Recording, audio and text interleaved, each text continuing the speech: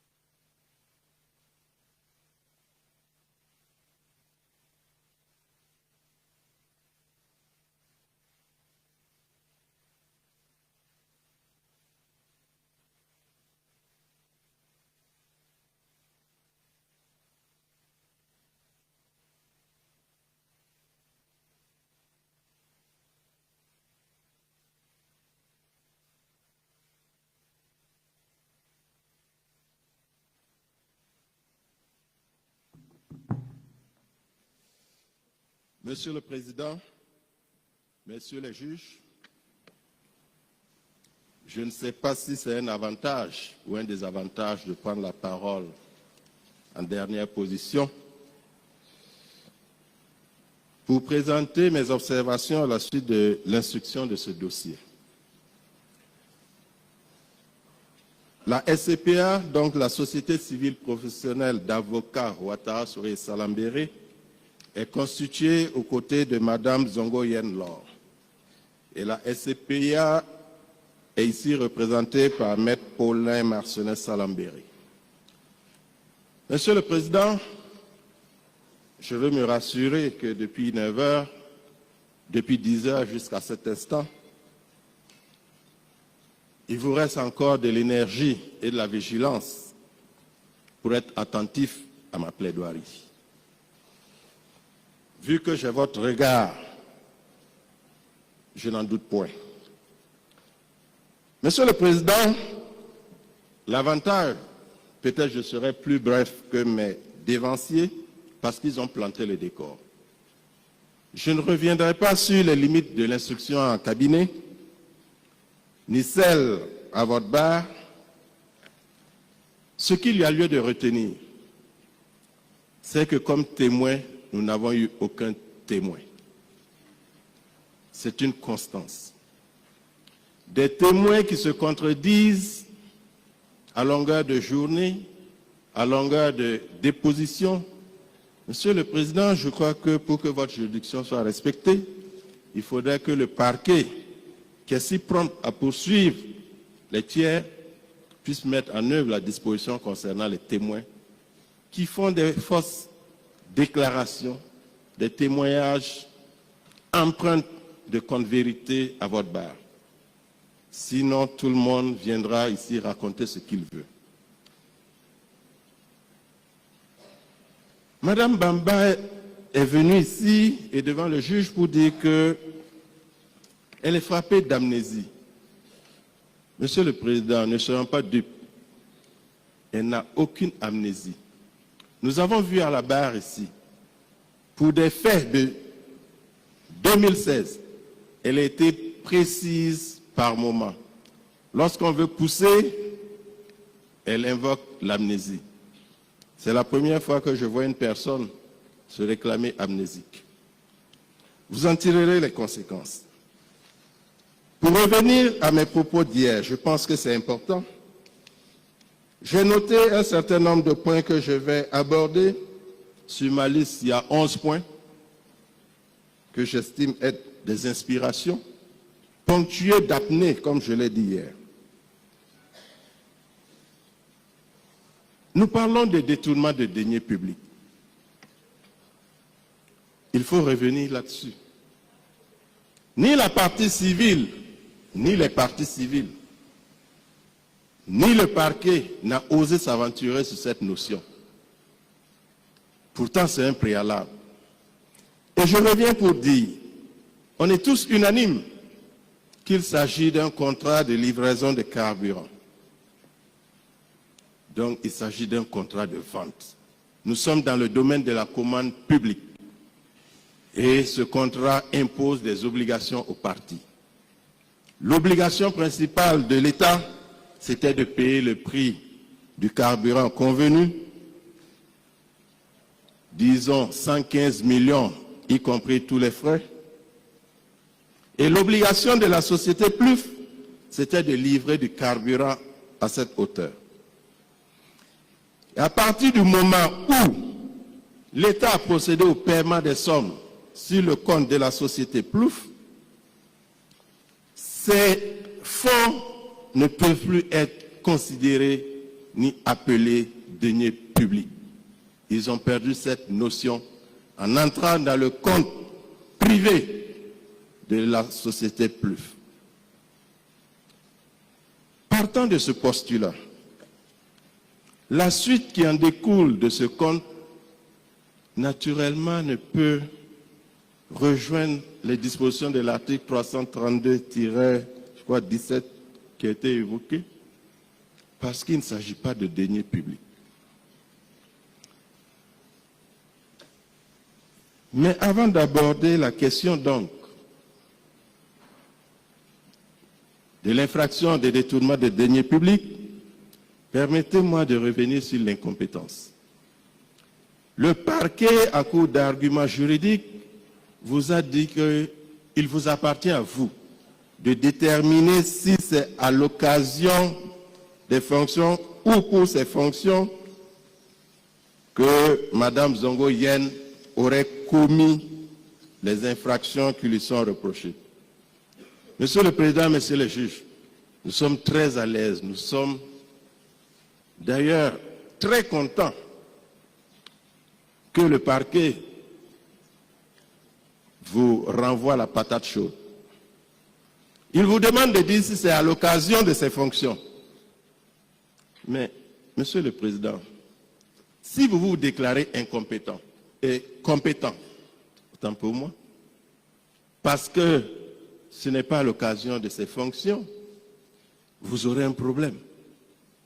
Parce que vous ne pourrez pas faire usage de l'article 332-17 relatif donc à l'infraction des détournements des deniers publics. Pourquoi? Parce que là-bas, la condition, c'est que la personne qui est poursuivie ait détenu ses devises ou ses biens en raison de ses fonctions. Donc, je pense que le mieux pour vous, c'est de vous déclarer incompétent. Si vous continuez, vous serez buté par les dispositions de cet article. Je ne vais pas en rajouter, sauf à déplorer que pour des acteurs de la justice, qu'une partie vienne accuser les conseils de Mme Zongo Yen-Lor à faire du dilatoire en usant des dispositions légales. C'est dire que le législateur a mis à la disposition des avocats des dispositions dilatoires. Nous n'avons jamais dit que le parquet fait des procédures dilatoires. Nous pouvons le dire. L'exemple de ce procès contre Mme Yen est le prototype de procédure dilatoire. Parce que aucun élément, le parquet n'a même pas pris la peine de réunir les pièces qui vous auraient permis d'asseoir votre religion. Pour en revenir donc à l'infraction de détournement de deniers publics. La première condition, c'est l'existence de deniers publics. Nous avons démontré qu'ici, les 115 millions logés dans les comptes de l'État sont des deniers publics. Lorsqu'ils sont logés dans les comptes de la société PLUF, ils ne peuvent plus être des deniers publics parce qu'ils ne sont pas soumis aux règles de gestion des deniers publics. Et je ne vais pas vous rappeler ces règles parce que cela a été fait hier en dehors de la légalité, de la transparence, de la responsabilité. Les deniers publics sont soumis à un régime juridique spécifique qui prévoit des règles strictes dans leur gestion, leur utilisation et leur contrôle. La société PLUF n'était soumise à aucune règle de gestion des 115 millions qu'elle a reçus. Ensuite, Madame Zongo Yenlor est là, poursuivie, parce qu'il y a eu les déclarations de M. Ouedraogo Ismaël, qui dit avoir récupéré 35 millions auprès de Madame Bamba pour les remettre à Madame Zongo. Mais le parquet, qui est friand de traçabilité, n'a pas jugé utile de vérifier d'abord auprès de la comptabilité de cette société PLUF s'il y a eu des sorties d'argent. Elle se contente de simples déclarations parce que cela l'arrange. Et dans toutes les déclarations, M. Ouedraogo Ismaël n'a jamais dit avoir récupéré de l'argent avec la société PLUF. Il a dit avoir récupéré de l'argent avec Mme Bamba. La société PLUF est une société à responsabilité limitée dotée de la personnalité juridique, morale, distincte de celle de la personnalité juridique physique de Mme Bamba. Donc ici, Mme Bamba n'est pas co-contractante de l'État pour la fourniture de ce carburant. Au demeurant, sauf pour l'État de vous rapporter la preuve, d'abord des sorties d'argent, de la comptabilité de la société PLUF, tous les développements autour ne sont que superfétatoires. Ce sont des suppositions. On ne peut pas se contenter de suppositions lorsqu'on fait venir la presse pour montrer aux yeux du peuple que voici les voleurs de la République. Le parquet a utilisé un terme, des responsables indélicats, faisant fi de la présomption d'innocence. Il y a lieu de ne pas avoir la condescendance lorsqu'on est en face des prévenus, quel que soit le niveau de cette personne. Monsieur le Président, la preuve de la remise de l'argent à M. Ouedraogo Ismaël de 35 millions reste à prouver. Nous avons au dossier une décharge de 50 millions contestée par M. Ouedraogo. Nous n'allons pas rentrer dans ce débat. Le parquet a demandé que M. Zongo soit relaxé parce que Mme Bamba a affirmé lui avoir remis 40 millions dans une enveloppe. La preuve a été rapportée ici hier par son conseil que 40 millions ne peuvent pas rentrer dans cette enveloppe et 40 millions en bons. Mais Monsieur le Président, Monsieur le juge, pourquoi ne pas appliquer la même règle à Mme Zongo Yenlor? Est-ce sa qualité d'ancienne ministre qui fait la différence? Qu'elle soit traitée défavorablement par rapport à M. Zongo? Avez-vous la preuve de la remise d'une quelconque somme à Mme Zongo Yenlor? Non. Qu'est-ce qu'on fait? On dit, parce qu'elle aurait acquis des biens dans la période, cela ne relève pas du hasard. Donc, ça ne relève pas du hasard, c'est certainement ce montant. Mais Monsieur le Président, Monsieur le juge, un tel raisonnement est dangereux pour la République. Cela veut dire donc qu'aucune autorité de ce pays ne peut acquérir un bien de par ses ressources, de par ses amis et autres. C'est normal. Chacun se défend. Monsieur Ouedraogo Ismaël sait que Mme Zongo Yenlor lui a demandé de voir pour qu'elle puisse acquérir des biens. Il sait à quelle période elle a acquis ses biens. Donc s'il dit avoir reçu des montants pour lui remettre, bien sûr il va indiquer la même période. Mais avez-vous la preuve de cette remise? Le parquet a dit qu'il a cherché, n'a rien vu. Mme Zongo a produit au dossier d'instruction les éléments probants attestant des sorties de sommes d'argent pour l'acquisition de ce bien. Mais on fait fi, parce qu'il faut qu'un ministre tombe. Ce n'est pas ça le droit. on doit être équitable.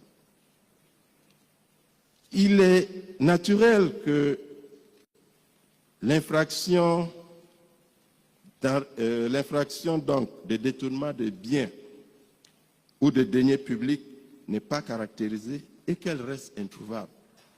Il n'est pas possible, parce que le préalable, nous n'avons pas de deniers publics. Nous n'avons pas de deniers publics qui ait été mis entre les mains de Mme Zongo Yen lors qu'elle a détourné. Même si par extraordinaire, on dirait, c'est une hypothèse d'école parce qu'en droit, ce n'est pas vrai, que l'argent remis par Mme Bamba serait des deniers publics. Une fois encore, les conditions requises par l'article 332-17 ne sont pas réunies. Parce que ce n'est pas Mme Zongo Yen Lor qui avait la gestion de ce fonds. En définitive, qu'est-ce qu'elle fait par devant vous? Vous devez purement et simplement la relaxer pour infraction non constituée, Monsieur le Président.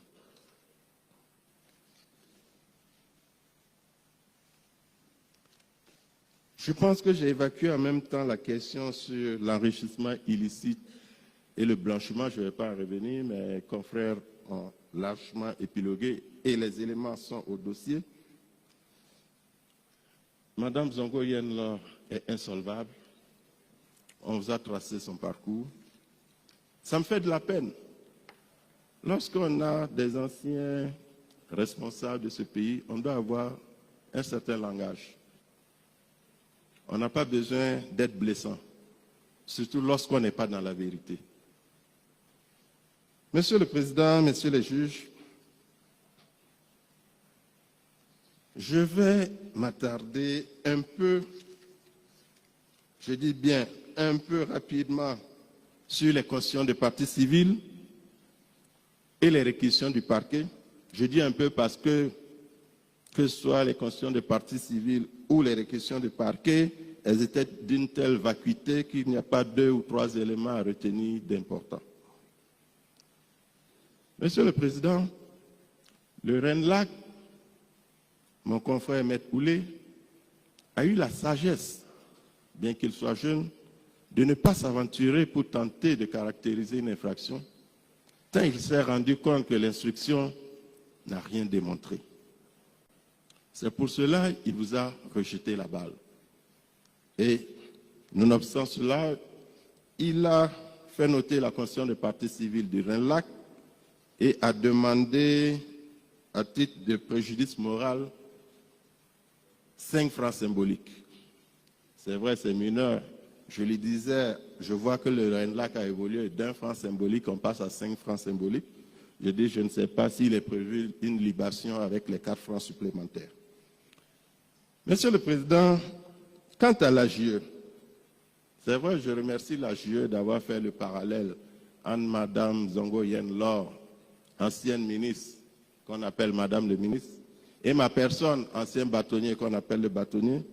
Mais je dis simplement que moi, je ne suis pas à la barre et je ne suis pas prévenu de quoi que ce soit. Et si j'ai fait cette observation, c'est parce que on dit que ce n'est pas à l'occasion de ses fonctions. A contrario, dans les développements, on dit que c'est parce qu'elle était ministre. Cela pose problème. En ce qui concerne la question d'argent public, puisque le parquet a tenté de justifier son insolvabilité par sa qualité d'agent public, même si la JE a tenté de tendre la perche au parquet en disant que, je ne sais plus c'est quel article donc, du Code de procédure pénale 331-11, qui confère la qualité d'agent public à Mme Zongo Yen Lor à son poste de ministre, une qualité éphémère de 2 ans ne saurait justifier ce qualificatif, parce qu'elle avait un vécu et après cela, elle a également un vécu.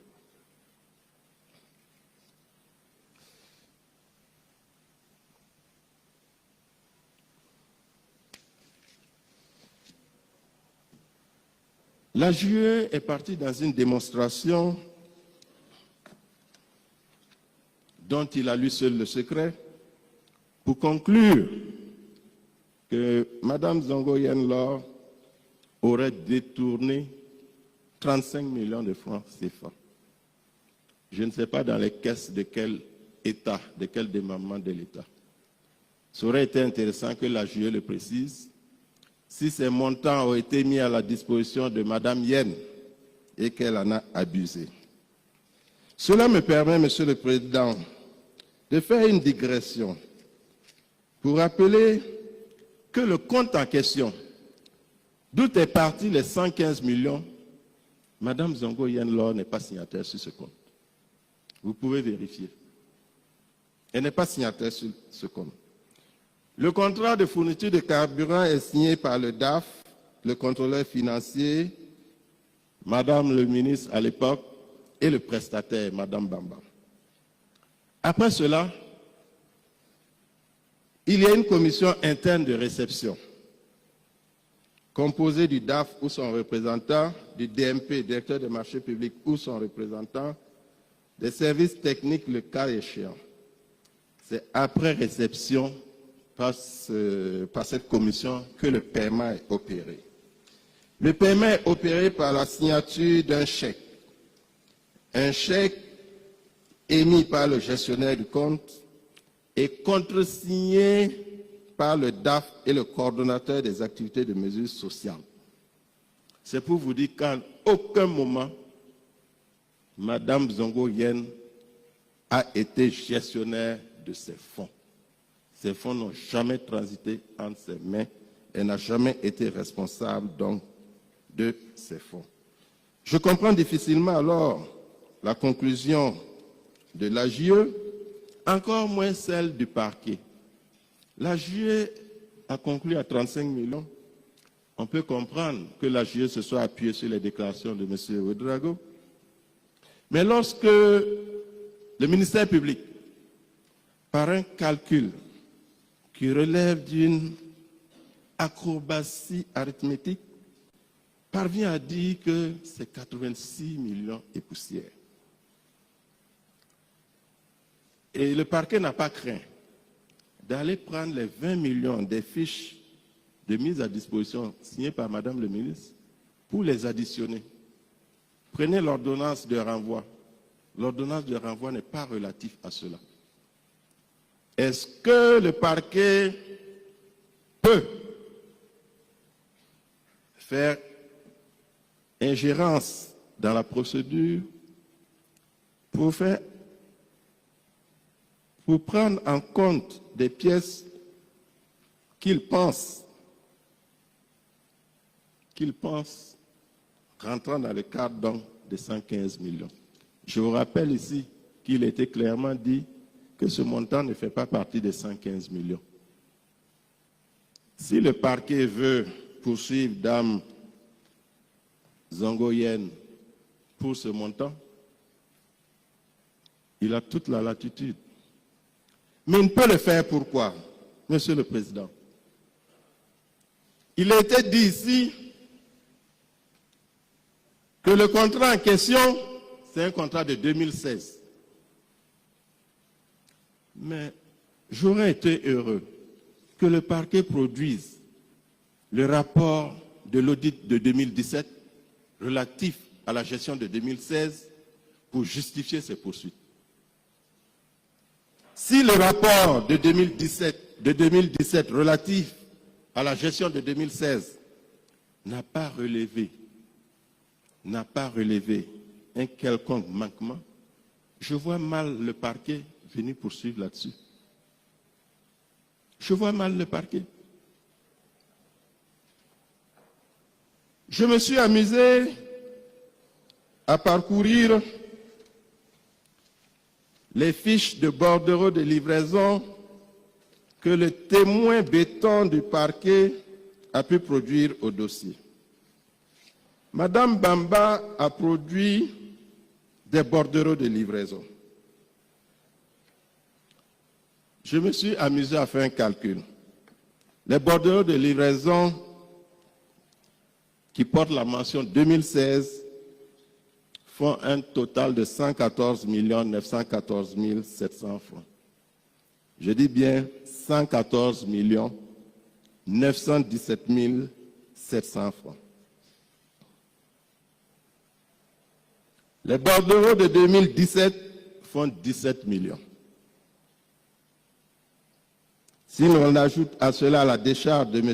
Ramiba Adama, 10 642 923 francs. Et la décharge de M. Pasco Bila, 10 millions de francs CFA, soit un montant total de 152 560 623 francs. C'est pour dire que l'on dise qu'il s'agit du contrat de 2016 qui s'est poursuivi en 2017. Lorsque vous prenez les 40 millions en gros et les 115 millions en gros, vous verrez la différence.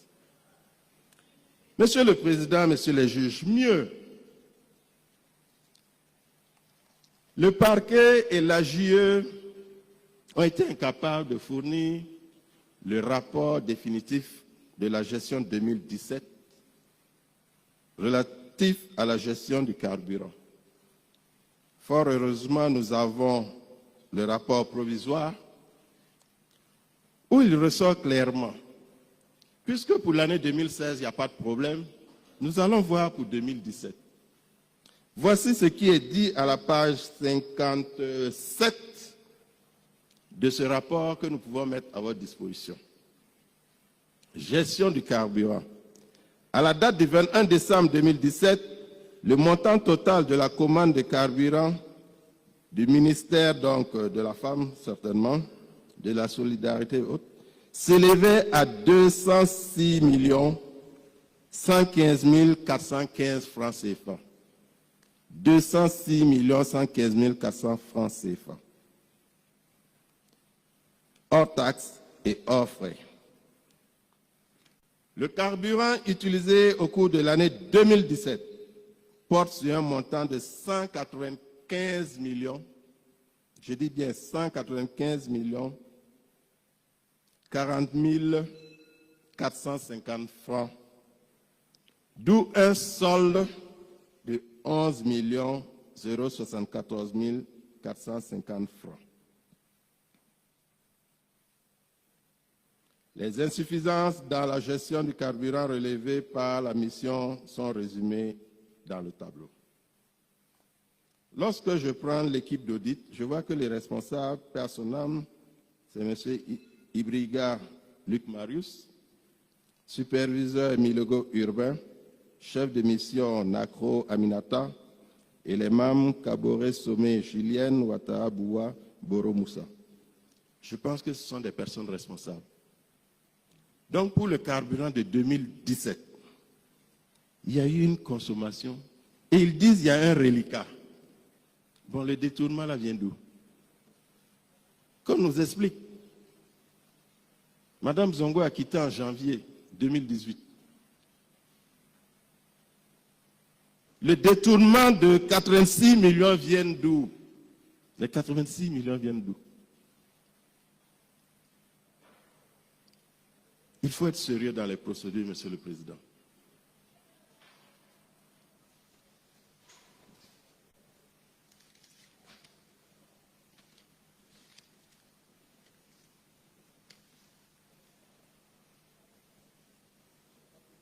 Oui. Dans le débat, le rapport que vous venez de... On l'a évoqué. Mais ça n'a pas été versé. Non, on l'a évoqué, c'est dans ce rapport justement qu'il est question des 20 millions relatifs donc aux fiches signées par Mme Zongo Yenlor. Où le rapport est très précis également là-dessus. Ça a été mis à la disposition et c'est précisé que c'est à la charge donc des responsables, elle, parce que il n'y avait pas de texte qui le prévoyait. Nous pouvons le mettre à votre disposition. C'est un rapport public. C'est un rapport public. C'est pour ça que nous avons demandé à l'AJE. Mais l'AJE, sachant bien qu'en produisant ce rapport, les préventions tombaient, il a fait semblant donc de rechercher ce rapport. C'est un rapport, c'est pas un rapport récent où on va dire... Vous auriez pu le verser dans les débats, lorsqu'on était toujours dans les débats. Monsieur le Président, on l'a évoqué par rapport aux 20 millions. C'est tout à l'heure, quand je parcourais également, j'ai dit, ben tiens, c'est 2017, on va voir. Voici, ce n'est pas un document sous seing privé, c'est un document d'une institution. Donc, la preuve est là. C'est pour vous dire que ce soit la JE 35 millions ou le parquet 86 millions, je pense qu'ils ont dû utiliser l'intelligence artificielle qui les a mis en erreur. C'est tout. Il n'y a rien. Il n'y a rien dans ce dossier. On a fait subir des peines à Mme Zongo Yen depuis 2 semaines.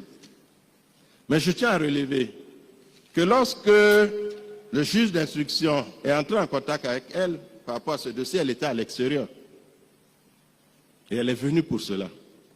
Si elle avait quelque chose à se reprocher, elle serait restée à l'étranger. C'est important de le souligner.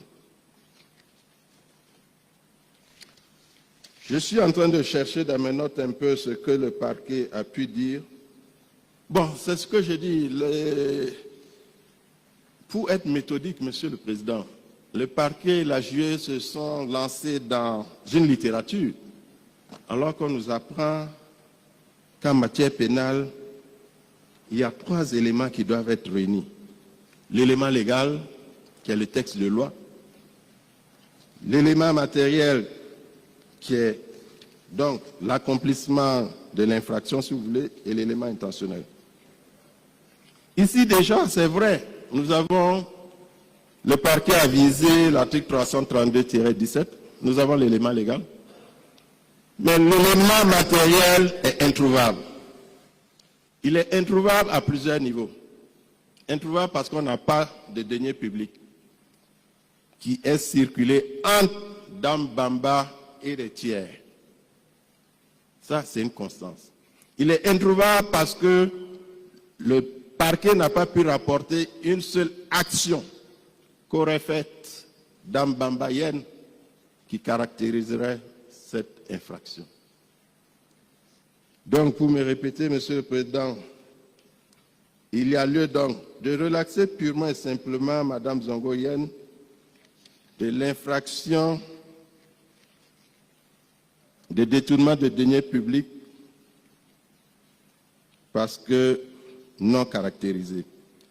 Et pour revenir sur les fiches, les fameuses fiches, il s'agit d'un appui périodique de carburant, c'est une mise à disposition. J'ai entendu dire ici que c'est le ministre qui doit justifier cela. Ben, Monsieur le Président, on ne peut pas nous faire prendre des vessies pour des lanternes. Dans quel ministère vous avez vu un ministre justifier le carburant? Dans quel ministère? Ce n'est pas possible. Le ministre a un personnel, il a un cabinet. Ce montant est destiné au cabinet. Et ce sont les collaborateurs qui gèrent ce montant. S'il doit être mis, si ce montant doit être mis à la charge de Mme Zongo, ce n'est pas dans le cadre de cette procédure. Il y a l'audit qui a déjà géré cela. Parce que ce que le parquet veut vous faire faire, l'audit de 2016 a été réglé, a réglé la situation de 2016. Mais le parquet vous demande de revenir sur cet audit. Vous n'avez pas la compétence. Vous n'êtes pas la Cour des comptes. C'est pour dire en définitive, Monsieur le Président, ce montant ne peut même pas être concerné par cette procédure. Parce que si vous ajoutez ce montant aux 195 millions de dépenses, vous aurez plus de 11 millions de reliquats. Vous n'aurez plus 11 millions de reliquats, mais vous aurez une perte, c'est-à-dire que le ministère a consommé même plus que ce qui est à sa disposition. Ça, ce serait aberrant.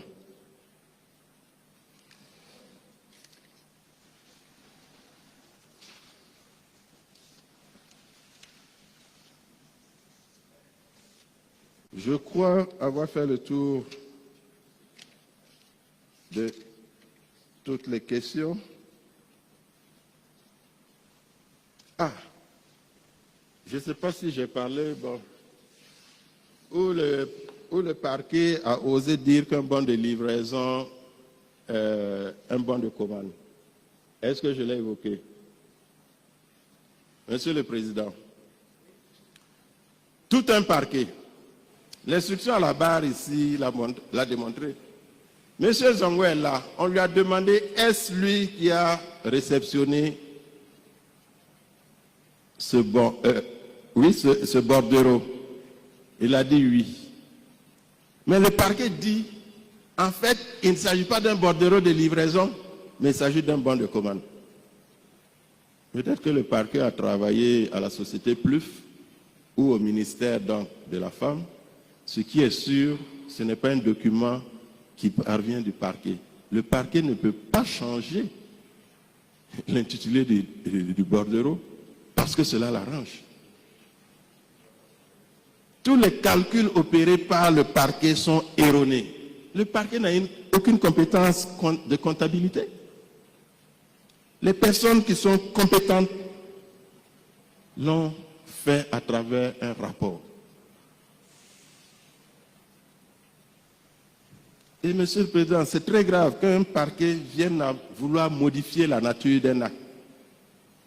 Cela démontre que ce parquet aux abois n'a aucun élément sérieux, se contentant de simples allégations.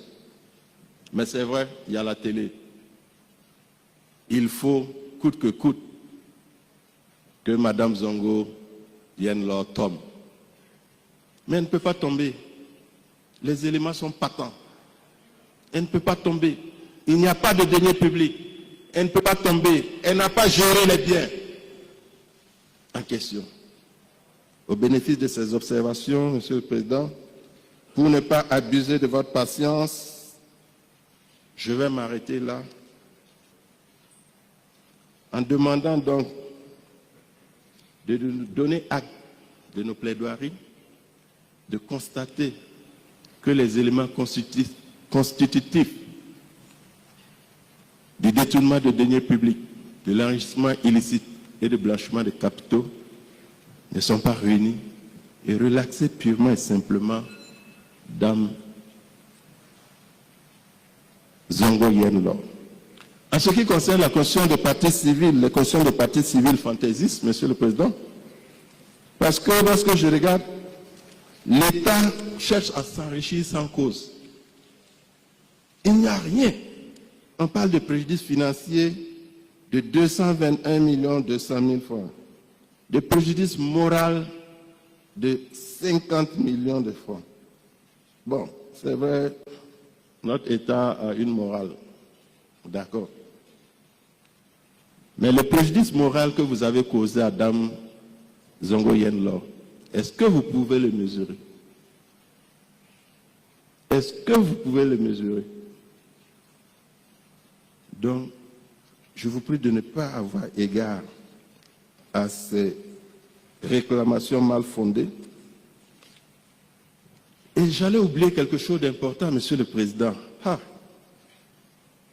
La fameuse application du code pénal qui n'est pas d'application. Voyez-vous, nous avons un code pénal qui était en vigueur, suivant décret numéro 97-084 PLMJ du 28 février 1997, portant définition et sanction des contraventions et tout. C'est ce code pénal qui était d'application en 2017, puisqu'il est reproché des faits en 2017 à Dame Zongo Yenlo. Mais qu'est-ce que le parquet fait? Le parquet met de côté ces dispositions et va prendre des dispositions d'un code pénal adopté, entré en vigueur après cette période. Naturellement, vous comprendrez que l'État est dans une dynamique de sanctions sévères, de sanctions très sévères. Lorsqu'on demande 5 ans de prison, alors qu'on n'a rien rapporté à la barre ici, c'est de l'acharnement. Lorsqu'on demande d'appliquer une amende au triple du prétendu préjudice, cela relève de l'extraordinaire. Parce que l'article 332-17 prévoit que l'amende soit multipliée par 3.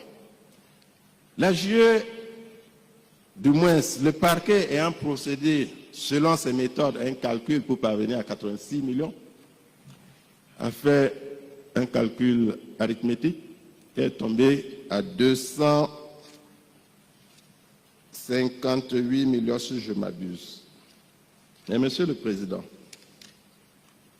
l'article 157, qui est d'application relativement à cette période, a prévu que la peine pour des infractions donc de plus de 10 millions, l'amende est d'1 million à 10 millions maximum. Est-ce sérieux? Est-ce sérieux? Regardez le fossé.